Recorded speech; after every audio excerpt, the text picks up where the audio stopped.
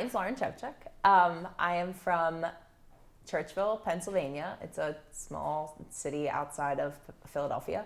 I am 21 years old. Oh, remember me every so often. Promise me you'll try. I sing. I have studied classically for 6 years. I know a couple songs in Italian and that kind of thing. I read.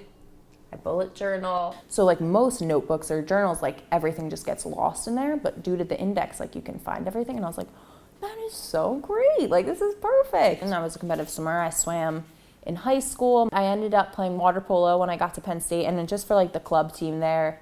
And so I was so familiar with water. I like grew up in it. I evolved in it. You know, I made a name for myself in it, you know, like breaking records. In June of 2013, I was at a friend of a friend's house, and I was going from hot tub to pool. It was so weird to like dive into the pool and go to kick and not be able to. At that point, I like had pins and needles in my legs, and then I went to stroke with my arms, and they wouldn't move at all. I shattered 3 vertebrae, my C5, C6, and C7. My cervical 6th vertebrae completely exploded. Right before we went into surgery, I remember talking to my neurosurgeon. I was like, so am I ever gonna walk again? And he was like, well, with your level C5, C6, and your severity being Asia A, no sensory or motor function below my level of injury, he said the chances are very unlikely. And he gave me a 5 to 10% chance. And then after surgery, they went in and he said that the damage was just so bad and that he wasn't sure if he could give me such a high percentage, and so he took it down to 1. I redirected my focus to what I could be grateful for, and I saw many patients on that spinal cord injury floor who were trached, some were brain injured, and I thought, wow, that day God was able to intervene and save my daughter's life, her brain, and her breathing.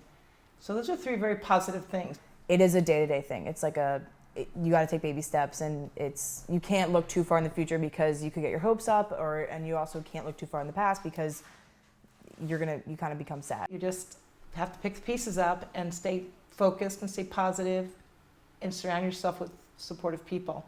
My mom was a substitute at this elementary school where the woman who was the secretary, Judy Barwis, her son, Mike Barwis, owns Barwis Methods, runs the gym, and is the inventor of the neuro reengineering program. And when I was injured, Judy reached out to my mom and said, please go out and visit my son. He works with injured people for a living. Like, he gets people out of their chairs. And so that was the next step for us. And we moved out here to Michigan, and we've been training and getting better on the road to recovery ever since.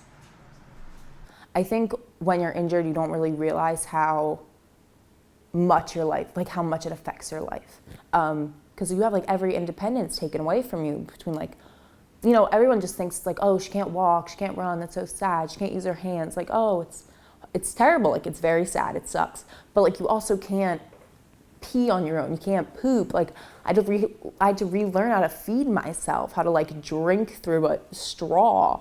You know, it's like all of those things, the little day-to-day stuff. I'm dependent on my mom for everything, 24/7. I'm with her, and she's, you know, able to help me. And it's like, how do I do that on my own? Every day I'm going to get up, and I'm going to need someone to get me out of bed, and I'm going to need someone to get my toothbrush and to make me some breakfast and to get me coffee. And I feel so strongly that this is not going to be the rest of my life.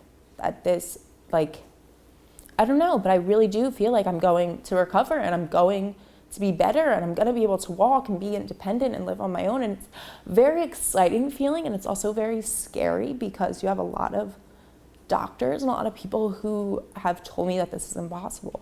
And I'm very aware of how small the percentage is, and I think that that's what kind of keeps me going too, is that I have a lot of people to prove wrong.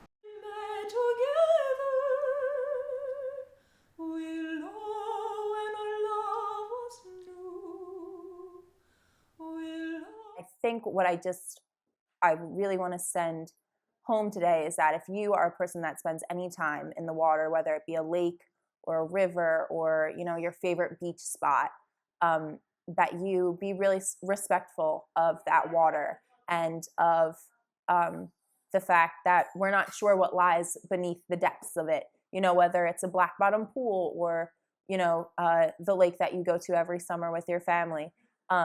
Sunken trees, sandbars, anything can be under those waters. And so I just want to say, if you can't see through it, don't dive into it.